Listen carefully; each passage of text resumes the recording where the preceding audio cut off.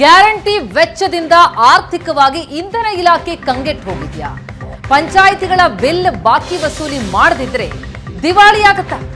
ಹಣಕಾಸು ಇಲಾಖೆಯ ಮುಂದೆ ಇಂಧನ ಇಲಾಖೆ ಅಸಹಾಯಕವಾಗಿರೋದು ಯಾಕೆ?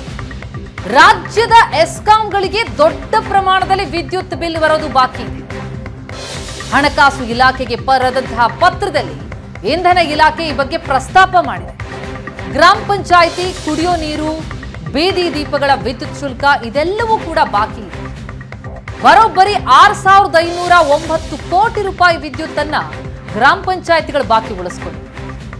ಅಸಲು 5,257 ಕೋಟಿ ರೂಪಾಯಿ, ಬಡ್ಡಿ 1,252 ಕೋಟಿ ರೂಪಾಯಿ. ಈ ರೀತಿ ವಿದ್ಯುತ್ ಬಿಲ್ ಬಾಕಿಯನ್ನ ವಸೂಲಿ ಮಾಡಿಕೊಡ್ಬೇಕು ಅಂತ ಈಗ ಇಂಧನ ಇಲಾಖೆ ಮನವಿ ಮಾಡಿದ್ದು, ಸಾಲ ಪಡೆಯೋದಕ್ಕೆ ಖಾತ್ರಿ ಕೊಡುವಂತೆ ಇಂಧನ ಇಲಾಖೆ ಮನವಿ ಮಾಡಿದೆ. ಇಂಧನ ಇಲಾಖೆ ಮನವಿಗೆ ಒಪ್ಪಿಗೆಯನ್ನು ಕೂಡ ಹಣಕಾಸು ಇಲಾಖೆ ಕೊಟ್ಟಿದೆ. ಜೊತೆಗೆ ಸುವರ್ಣ ನ್ಯೂಸ್ಗೆ ಸ್ಕ್ರೀನ್ ಮೇಲೆ ನೋಡ್ತಾ ಇದ್ದೀವಿ, ಇಂಧನ ಇಲಾಖೆ ಬರೆದಿರುವಂತಹ ಮನವಿ ಪತ್ರ ಕೂಡ ಲಭ್ಯ ಆಗಿದೆ. ಗ್ರಾಮ ಪಂಚಾಯಿತಿಯ ಕುಡಿಯೋ ನೀರು, ಬೀದಿ ದೀಪಗಳ ಶುಲ್ಕ ಇದೆಲ್ಲವೂ ಕೂಡ ಬಾಕಿ ಉಳ್ಕೊಂಡಿದೆ. ಈಗ ಆಡಳಿತ ವ್ಯವಸ್ಥೆಯ ವ್ಯತಿರಿಕ್ತ ಪರಿಣಾಮಗಳನ್ನ ಇಂಧನ ಇಲಾಖೆ ಎದುರಿಸಬೇಕಾದಂತಹ ಪರಿಸ್ಥಿತಿ ಎದುರಾಗಿದೆ.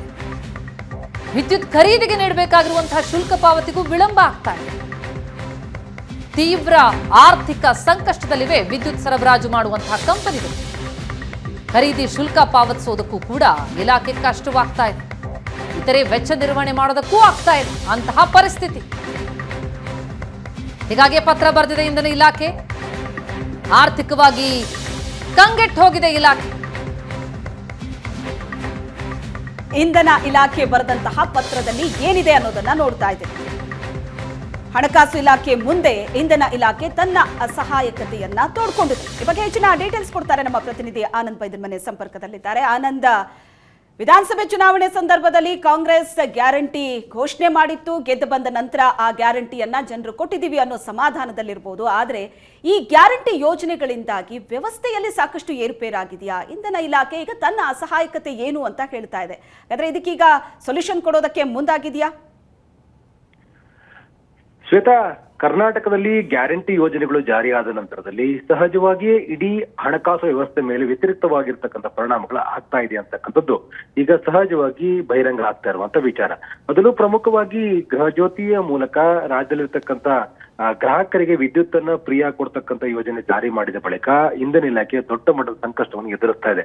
ನಿರ್ವಹಣೆಗಾಗಿ ಕಷ್ಟಪಡಬೇಕಾಗಿರ್ತಕ್ಕಂಥ ಸ್ಥಿತಿ ನಿರ್ಮಾಣ ಆಗಿದೆ ಅದನ್ನ ಬಹಿರಂಗಪಡಿಸಿರ್ತಕ್ಕಂಥ ಇಂಧನ ಇಲಾಖೆ ದಾಖಲೆಗಳು, ಹಣಕಾಸು ಇಲಾಖೆಗೆ ಬರೆದಿರ್ತಕ್ಕಂಥ ಪತ್ರ, ಇವೆಲ್ಲವೂ ಕೂಡ ಇಂಧನ ಇಲಾಖೆಯಲ್ಲಿ ಎಲ್ಲವೂ ಕೂಡ ಸರಿ ಇಲ್ಲ ಅಂತಕ್ಕಂಥದ್ದು ಬಹಳ ಸ್ಪಷ್ಟವಾಗ್ತಾ ಇದೆ. ಬಹಳ ಮುಖ್ಯವಾಗಿ ಇಂಧನ ಇಲಾಖೆಗೆ ಬರಬೇಕಾಗಿರ್ತಕ್ಕಂಥ ಮೊತ್ತವೂ ಕೂಡ ಬರದೇ ಇರತಕ್ಕಂಥಕ್ಕಾಗಿ ಸಹಜವಾಗಿ ಆಡಳಿತ ನಿರ್ವಹಣೆ ಮಾಡಿ ಕೂಡ ಕಷ್ಟ ಆಗ್ತಾ ಇದೆ.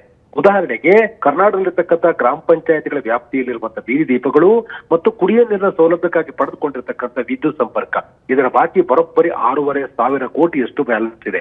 ಸೊ ಇದನ್ನ ವಸೂಲಿ ಮಾಡ್ಕೊಡ್ಬೇಕಾಗಿರ್ತಕ್ಕಂಥ ಜವಾಬ್ದಾರಿಯನ್ನ ಸರ್ಕಾರ ವಹಿಸಬೇಕಾಗಿದೆ. ಯಾಕಂತಂದ್ರೆ ಹಣಕಾಸು ಇಲಾಖೆಯ ಮೂಲಕ ಈ ಹಣ ಇಂಧನ ಇಲಾಖೆಗೆ ಬರಬೇಕು. ಆದರೆ 6,500 ಕೋಟಿ ರೂಪಾಯಿಗಳ ಈ ಭಾರಿ ಮೊತ್ತವನ್ನ ವಸೂಲಿ ಮಾಡ್ಲಿಕ್ಕೆ ಸಾಧ್ಯವಾಗದೇ ಇರತಕ್ಕಂಥದ್ರಿಂದ ಸಹಜವಾಗಿ ಇಂಧನ ಇಲಾಖೆ ಸಂಕಷ್ಟಕ್ಕೆ ಸಿಲುಕಿದೆ. ನಿರ್ವಹಣಾ ವೆಚ್ಚಗಳನ್ನು ಮಾಡದೇ ಇರತಕ್ಕಂಥ ಸ್ಥಿತಿಗೆ ತಲುಪಿದೆ.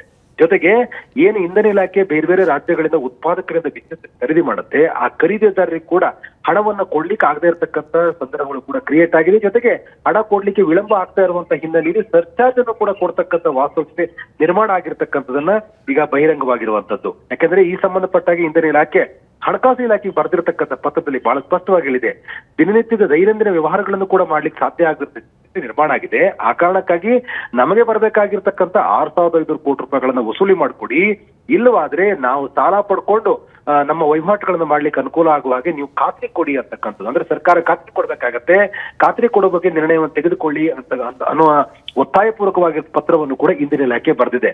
ಇಂಧನ ಇಲಾಖೆ ಬರೆದಿರ್ತಕ್ಕಂಥ ಪತ್ರಕ್ಕೆ ಅನಿವಾರ್ಯವಾಗಿ ಹಣಕಾಸು ಇಲಾಖೆ ಸಹಮತ ವ್ಯಕ್ತಪಡಿಸಿದ್ದು, ನೀವು ಸಾಲ ಪಡ್ಕೊಳ್ಳಿ, ಅದು ಖಾತ್ರಿ ಕೊಡ್ತೇವೆ ಅನ್ನುವಂತ ಒಂದು ಸ್ಪಷ್ಟವಾಗಿರ್ತಕ್ಕ ಸೂಚನೆ ಕೂಡ ವಾಪಸ್ ಬಂದಿದೆ. ಅಂದ್ರೆ ಇಡೀ ಒಂದು ವ್ಯವಸ್ಥೆ ಒಳಗಡೆ ಗ್ಯಾರಂಟಿಯ ವೆಚ್ಚದ ಕಾರಣಕ್ಕಾಗಿ ಇಂಧನ ಇಲಾಖೆ ದೊಡ್ಡ ಮಟ್ಟದ ಆರ್ಥಿಕ ಸಂಕಷ್ಟವನ್ನ ಎದುರಿಸ್ತಾ ಇದೆ. ಇಂಧನ ಇಲಾಖೆ ಬರಬೇಕಾಗಿದ್ದ ಹಣವೂ ಕೂಡ ಸಿಗದೇ ಇರುವಂತ ಕಾರಣಕ್ಕಾಗಿ ನಿರ್ವಹಣಾ ವೆಚ್ಚ ಸಮಸ್ಯೆಯಾಗಿ ದೊಡ್ಡ ಮಟ್ಟದ ದಿವಾಳಿ ಆಗತ್ತೇನೋ ಅನ್ನುವಂತ ಆತಂಕದ ಒಂದು ಚರ್ಚೆ ಶುರುವಾಗಿದೆ.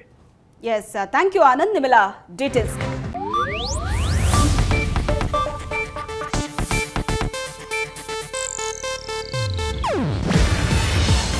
ಏಷ್ಯಾನೆಟ್ ನ್ಯೂಸ್ ನೆಟ್ವರ್ಕ್ ಪ್ರಸ್ತುತಿ. ನೀವು ನೋಡ್ತಿದ್ದೀರಾ ಏಷ್ಯಾನೆಟ್ ಸುವರ್ಣ ನ್ಯೂಸ್.